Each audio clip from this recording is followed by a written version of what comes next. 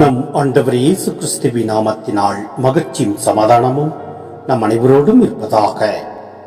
எசாயா 1:16 முடிய.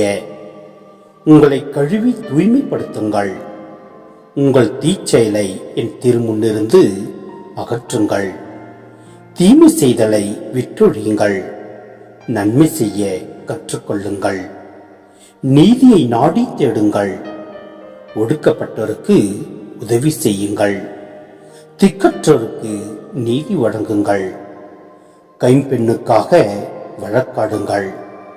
வாருங்கள், இப்பொழுது நாம் வழக்காடுவோம் என்கிறார் ஆண்டவர். உங்கள் பாவங்கள் கடும் சிவப்பாயிருக்கின்றன, எனினும் உறைந்த பனி போல அவை வெண்மையாகும்.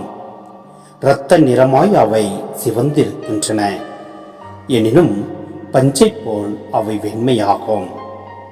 மனமுவந்து நீங்கள் எனக்கு இணங்கி நடந்தால் நாட்டின் நற்கனிகளை உண்பீர்கள். சிந்தனை: நாம் அனைவரும் பாவத்தினால் மரித்து இறந்து கிடக்கின்றோம். எனவே நம் உள்ளம் தூய்மை பெற வேண்டும். தேவையில் உழல்வோர் அனைவருக்கும் உதவி செய்ய வேண்டும்.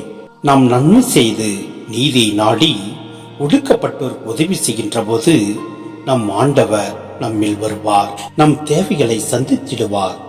இரட்டிப்பான சந்தோஷத்தை நமக்கு வழங்குகின்ற தேவன் நம்மை ஒருபொழுதும் கைவிட மாட்டார். திக்கற்றோருக்கு நீதி வழங்கக்கூடிய நம் தேவன் நம்மை நிறைவாய் ஆசீர்வதிப்பார், வழிநடத்துவார். ஆமேன்.